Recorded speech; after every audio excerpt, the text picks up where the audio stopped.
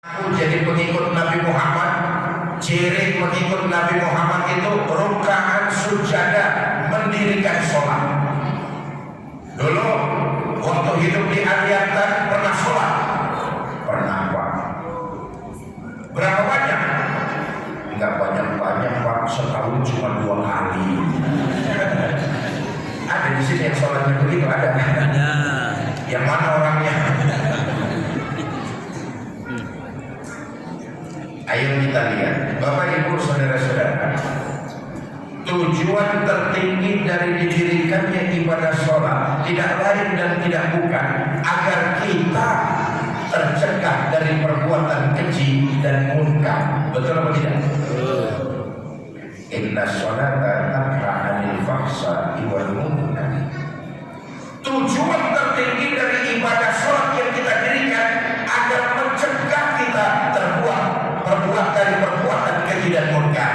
Faktanya kita lihat sekarang, masih banyak di antara kita rupa-rupanya dalam mengerjakan ibadah sholat hanya terjebak menggugurkan kewajiban saja.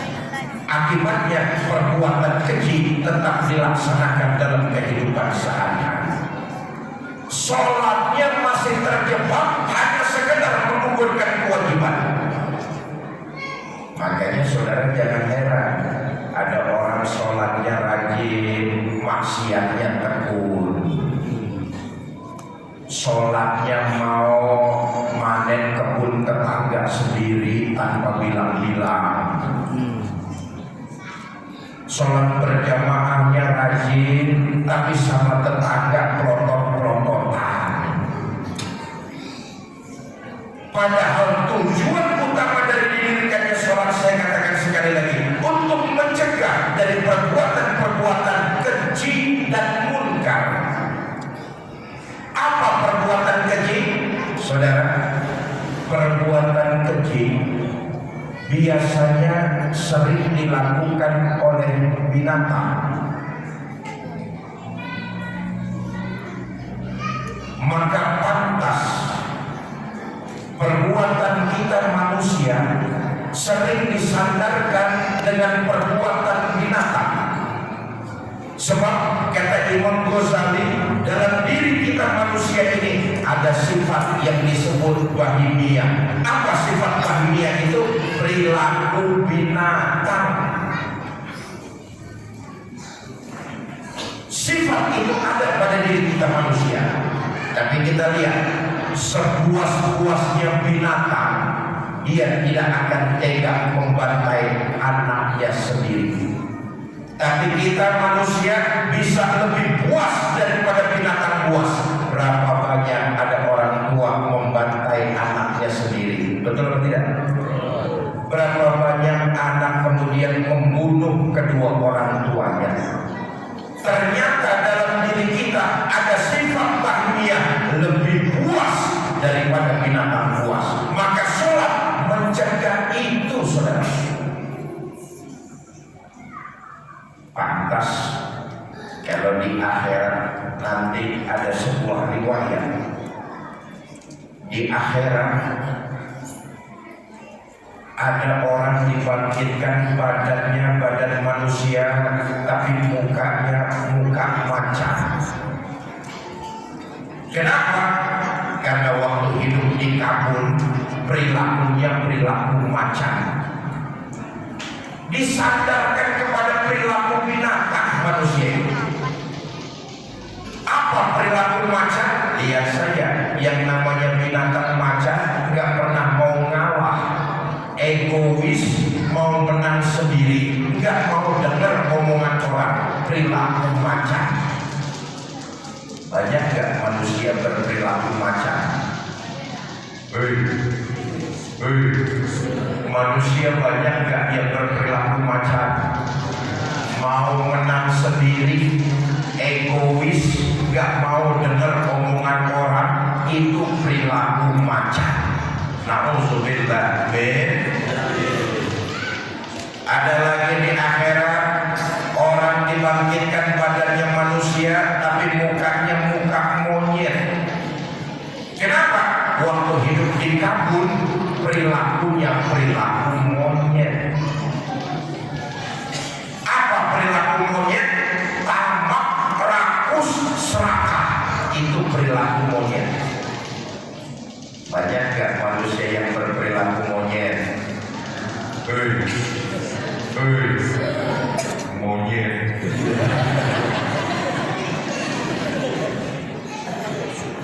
Gak percaya kapan-kapan ke kebun binatang lah, mampir sebentar di depan kandang monyet, perhatikan perilaku monyet. Kasih pisang dimakan, kasih lagi tangannya pegang, kasih lagi kakinya nyekel.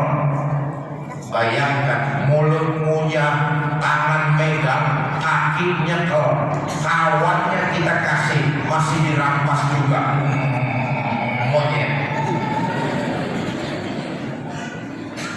Selama rohul masih bergentayangan perilaku-perilaku monyet, selama Riau masih bergentayangan perilaku-perilaku monyet, selama Indonesia masih bergentayangan perilaku-perilaku monyet, kemakmuran, kesejahteraan buat rakyat hanya akan tinggal kenangannya saja. Yang kaya akan bertambah kaya, sementara yang miskin tambah sengsara. Kenapa? Perilaku monyet. Ya terusin aja sendiri. Na'udzubillah min. Ada lagi di akhirat orang dibangkitkan badannya manusia tapi mukanya muka tikus. Na'udzubillah, semua na'udzubillah. Kenapa? Di rohul perilakunya perilaku tikus, nisbatnya kepada binatang, saudara. Karena memang dalam sifat kita ini ada sifat bahimiyah, maka di akhirat nisbatnya kepada binatang. Apa perilaku tikus? Suka menggerogoti barang yang disimpan rapi-rapi. Itu perilaku tikus. Betul atau tidak? Tikus. Tikus. Uang rakyat disimpan baik-baik di bank, digerogoti. Tikus. Tikus. Beras rakyat disimpan baik-baik di Bulog, digerogoti. Tikus. Tikus. Tikus. Suami naruh uang di bawah lipatan baju. Ayo ngaku.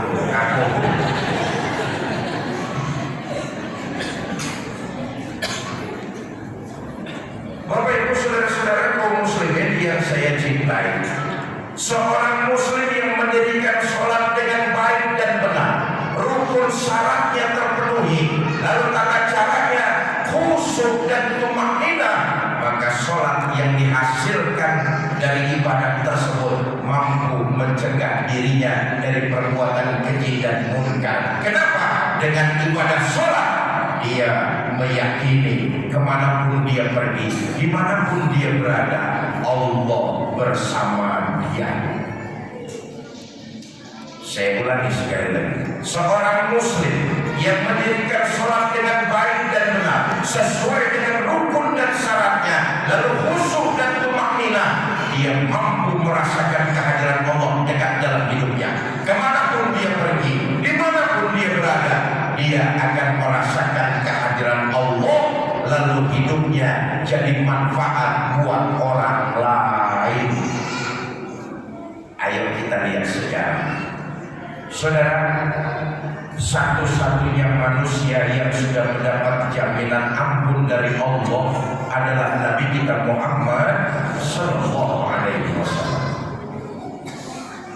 Sungguh pun baginda Nabi dosanya sudah mendapat jaminan ampun dari Allah, tapi sholatnya makin luar biasa.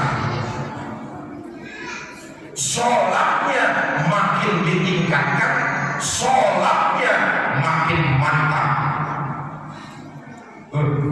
Kalau ada orang aliantan dosanya sudah mendapat jaminan ampun, saya yakin orang itu berhenti sembahyang. Betul? Nabi enggak, dosanya sudah mendapat jaminan ampun, sholatnya makin luar biasa. Allahumma sholli wa sallim wa barik alaihi. Yang menceritakan riwayat ini adalah istri tercinta beliau, Sayyidah Aisyah radhiyallahu anha.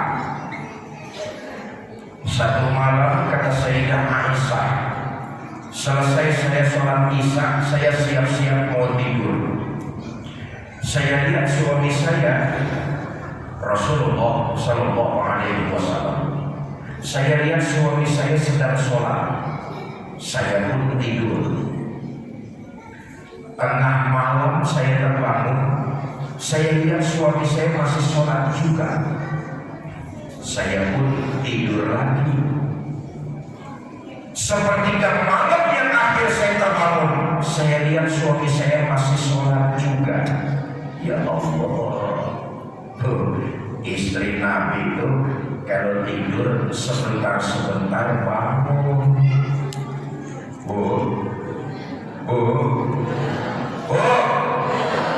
Istri Nabi kalau tidur sebentar-sebentar bangun.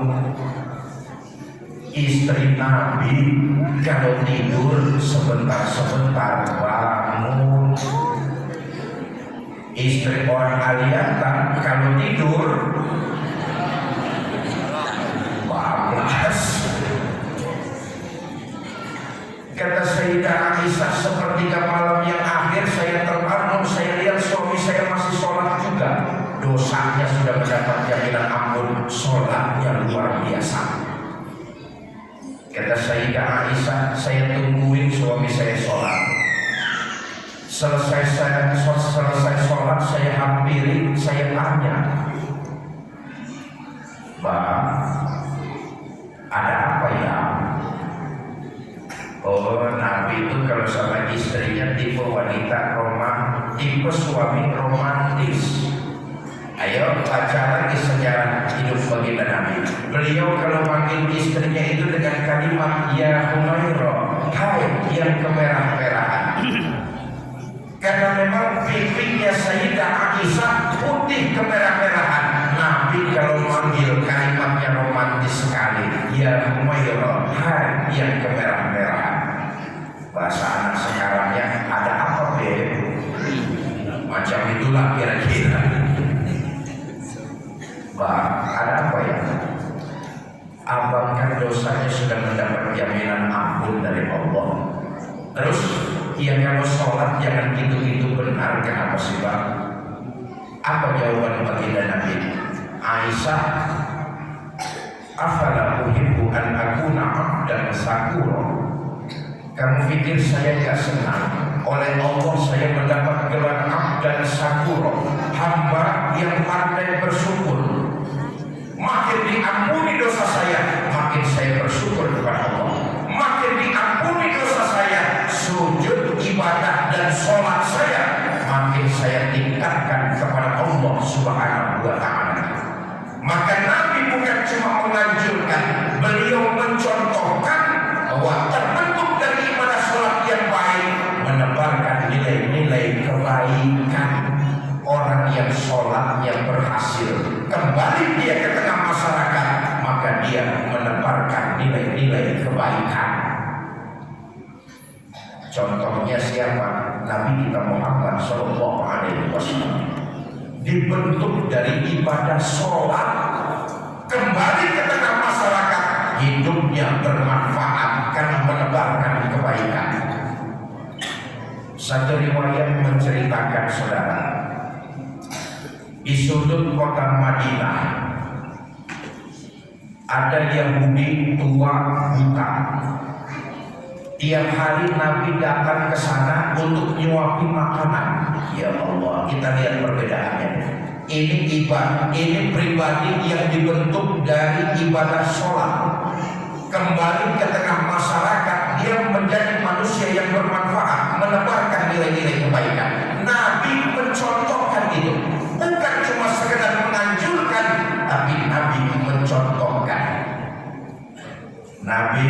aslinya orang Mekah, betul atau tidak? Ini orang asli orang Madinah. Nabi pemimpinnya orang-orang beriman, sementara ini orang Yahudi kelontokan. Nabi datang nyuapin makanan, sedang enak-enaknya disuapin sama Nabi. Ini Yahudi dengar di depannya ada orang lewat, berdiri dia lalu pidato. Pak, yang barusan lewat di depan saya, hati-hati kalau ketemu Muhammad. Jangan dipercaya omongannya, Muhammad tukang bohong. Padahal yang lagi nyuapin dia junjungan kita baginda Nabi besar Muhammad sallallahu alaihi wasallam. Berhentikan Nabi nyuapin? Enggak, saudara. Merahkah raut wajah baginda Nabi? Enggak. Nabi terus nyuapin dengan penuh kelembutan. Besok Nabi datang lagi nyuapin, sedang enak-enaknya disuapin. Yahudi ini karena dia buta, dia dengar di depannya ada orang lewat, berdiri lalu pidato lagi. Pak, yang barusan lewat di depan saya, hati-hati kalau ketemu Muhammad. Jangan dipercaya omongannya, Muhammad tukang sihir. Nabi terus nyuapin dengan penuh rasa kelembutan, cinta dan kasih sayang. Saya tanya nih, jamaah Masjid Ar-Rahmah, kira-kira masih mau nyuapin nggak kalau orang yang kita suapin caci maki kita?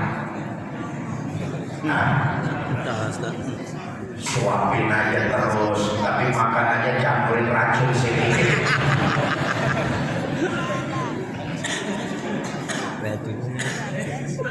Inilah pribadi yang dibentuk dari ibadah sholat.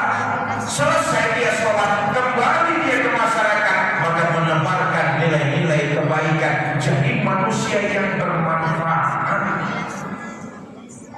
Di awal tadi saya katakan di bulan Rajab, salah satu bulan yang dimuliakan oleh Allah, nilai kebaikan dilipat gandakan di bulan ini.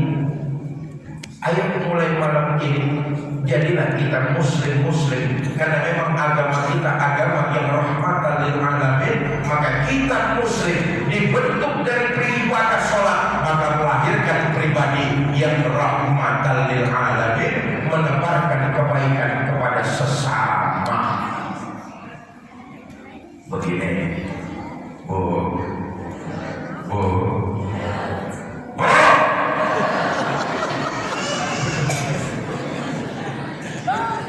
pidato kalau sudah lapar ya begini nih Pak Kades modelnya.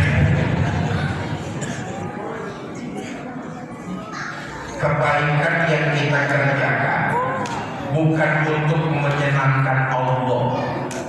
Allah nggak ambil manfaat dari kebaikan yang kita lakukan. Sebaliknya Allah juga nggak disolimi dengan kemaksiatan yang kita kerjakan. Ketahuilah kebaikan yang kita kerjakan manfaatnya akan kembali buat diri kita. Sementara kemaksiatan yang kita lakukan itu juga akan kembali menimpa kita. Sebab itu ajaran agama Islam berbuat baik tidak pilih kasih, tidak pandang bulu. Kenapa? Seorang muslim yang berbuat kebaikan, menebarkan nilai-nilai kebaikan, landasannya hanya mencari ridho Allah, di dalamnya tercatat sebagai sebuah ibadah dan mudah-mudahan dilipat gandakan pahalanya. Kenapa? Kebaikan itu buat pribadi yang bersangkutan, kejahatan yang dikerjakan juga buat pribadi yang bersangkutan.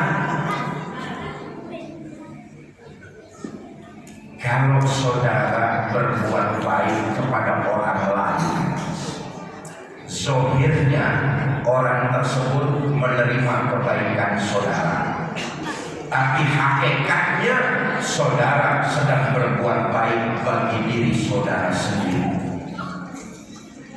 Begitupun kalau saudara berbuat jahat kepada orang lain, zohirnya orang tersebut menerima kejahatan yang saudara lakukan, tapi hakikatnya kejahatan itu kembali kepada diri saudara masing-masing.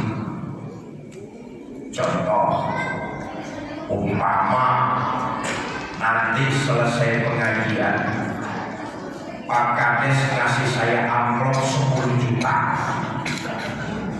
Umpama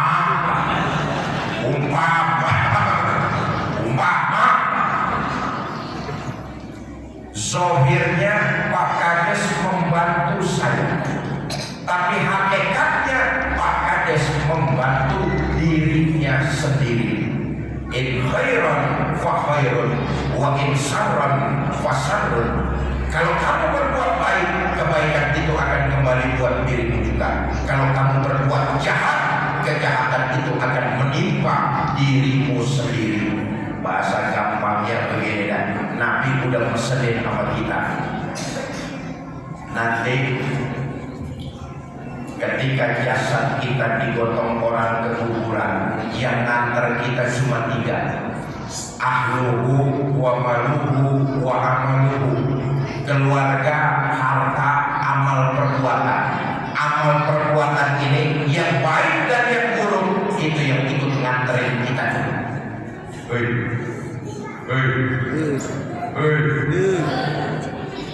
Begitu jasad kita digotong orang ke kuburan, yang mengiringi kita cuma 3. Ahluhu wa maluhu wa amaluhu. Keluarga, harta, dan amal perbuatan baik serta yang buruk itu yang mengiringi kita ke kuburan. Tapi sayang yang 2 pulang.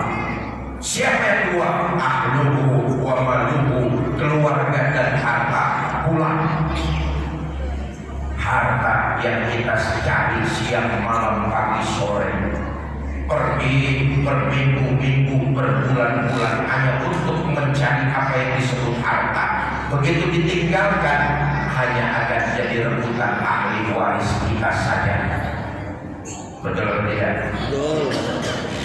Keluarga yang katanya cinta betul sama kita, begitu masuk kita ke liang lahat, tak seorang pun yang mau ikut. Pasangan hidup kita, Pak, mohon maaf kalau bapak-bapak nanti mati duluan, jangan mengharap istri mau temani masuk ke dalam. Cintanya cuma di bibir, lain di hati, Pak. Apa buktinya? Nanti satu saat itu pasti begitu jasad kita dimasukkan ke liang lahat, istri kita cuma berdiri di tepian kubur, berlinang air mata sambil berkata, "Bang, sampai sini saja saya mengantar. Mudah-mudahan abang betah di dalam. Tak usah naik-naik lagi, Bang." Bagaimanapun cintanya pasangan kita nggak mau nemenin. Bu, sekarang kalau ibu-ibu yang mati duluan, jangan mengharap suami mau menemani masuk ke dalam. Apa suami tak sedih ditinggal mati istri? Oh, ibu jangan salah sangka. Kami para suami tentu sedihlah menjadikan istri belahan jiwa, pelipur lara. Apa suami gak bakalan nangis ditinggal mati istri? Kami ini para suami tentulah akan nangis bercucuran air mata. Mata yang kanan, mata yang kiri melotot nyari mana pula gantinya ini. Yang nemenin kita tidak lain dan tidak bukan amal perbuatan, amal ibadah, dan amal kemaksiatan. Itulah yang menemani. Mumpung kita berada di bulan yang begitu mulia, salah satu bulan yang dimuliakan oleh Allah, ibadah dan nilai kebaikan yang kita lakukan saat ini dilipat gandakan pahalanya di sisi Allah Subhanahu wa Ta'ala. Ayo kita berazam mulai malam ini dan seterusnya, tingkatkan ibadah dan tebarkan amal kebaikan. Saudara mau memperbanyak ibadah? Yang jawab 15 orang. Ini yang hadir 50 orang ada ini. Lebih 100 orang ada. 200 orang ada. 2000 orang ada. Campur yang gaib 2000 orang. Saudara mau memperbanyak ibadah? Alhamdulillah 100 orang. Saya tanya sekali lagi, saudara mau memperbanyak ibadah? Nah, malam ini saya ngajak kita semua ibadah khusus, ibadah sedekah. Saudara mau bersedekah? Bawa uang berapa? 5.000. Lihat monyet saja 25.000. Tiket kebun binatang itu 25.000, saudara. Lihat monyet.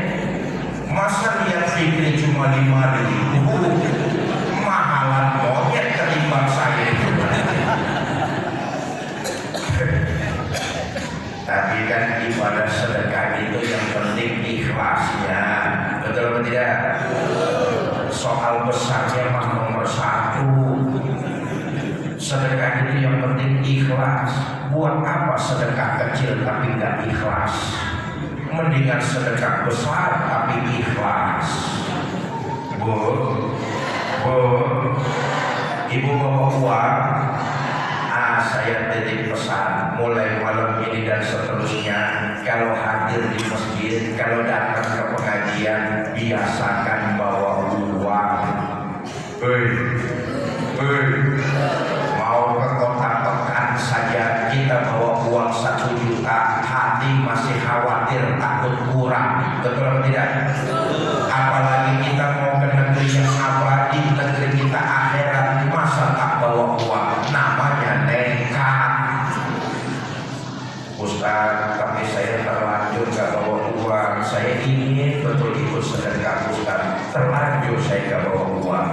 Sudahlah, ibu-ibu yang terlanjur gak bawa uang tapi ingin sedekah, pinjamlah dulu dengan tetangga sebelah. Kalau tetangga sebelahnya gak bawa uang juga, ya sudah, pasrahlah. Cuma nanti petugas kotak amal sampai di depan ibu pura-pura saja masukin tangan ke dalam kotak. Tapi jangan ngambil yang di dalam. Nah, saya ingin mengajak kita semua tanpa terkecuali malam ini kita mulai dengan ibadah sedekah. Teman-teman sudah siap? Panitia dimulai dari saya dulu. Ustaz Nasir tolong dibantu pembacaan sholawat.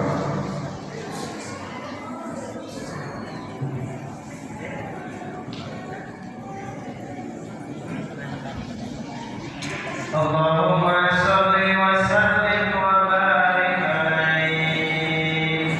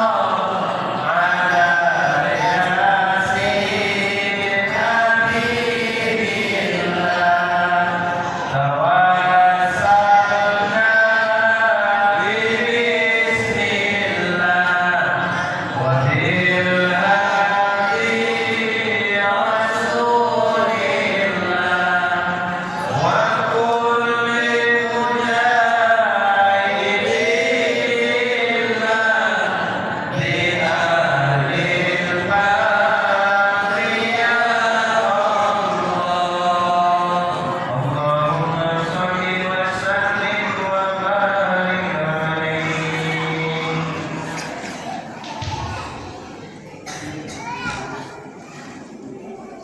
Ibu, saudara-saudara kaum muslimin yang saya cintai. Jadi pertama, ayo kita tingkatkan kualitas ibadah sholat kita, makmurkan masjid kita ini. Saya bersyukur dan bangga. Tadi mau maghrib saya sampai di kediaman Pak Kades, Pak Rais. Banyak cerita dari beliau. Rupanya beliau ini salah satu pengurus Partai Bintang Reformasi di tahun 2000 yang dikomandoi oleh Allah yang Guru kita Kiai Haji Zainuddin MC. Jadi saya punya ikatan emosional, walaupun baru ini saya ketemu beliau, tapi ternyata beliau sudah berkiprah puluhan tahun bersama Allah yang Kiai Haji Zainuddin MC. Tadi juga beliau cerita bahwa di tahun 2011 Kiai Zainuddin MC pernah datang ke Kabul untuk menyampaikan tausiah di lapangan sepak bola desa ini juga, guys. Desa Aliantan di lapangan sepak bola. Waktu itu rada hujan kondisinya. Beliau datang untuk memberikan tausiah di tahun 2011, tepatnya sama bulan Rajab, antara bulan Rajab atau Jumadil Akhir. 1 bulan setelah pulang dari Aliantan, beliau wafat.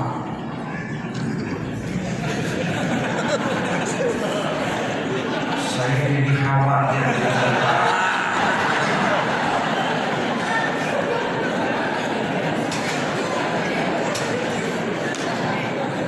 Jangan dulu, Pak. Banyak cerita dari kami dengan Pak Rais, Pak Kades kita. Mudah-mudahan beliau nanti 2024 terpilih mewakili kita untuk jadi anggota Dewan. Amin. Beliau cerita sama saya bangga dan bersyukur, Ustaz, ya Allah, warga saya desa Aliantan ini sholat berjamaahnya rajin-rajin, Ustaz. Masjid Ar-Rahmah full. Jamaah saya kalau sholat berjamaah luar biasa, Ustaz. Zuhur beduk di masjid, asar beduk di masjid, maghrib beduk di masjid, isya beduk di masjid, sampai subuh pun beduk di masjid. Luar biasa, kalau beduknya mah ya dia di masjid lah. Karena itu ayo kita tingkatkan kualitas sholat kita dengan memakmurkan masjid kita. Ini harus kita bina, harus kita jaga, dan harus kita lestarikan, kita tingkatkan. Memakmurkan masjid dengan yang wajib saja dululah sholat berjamaah. Pesan saya,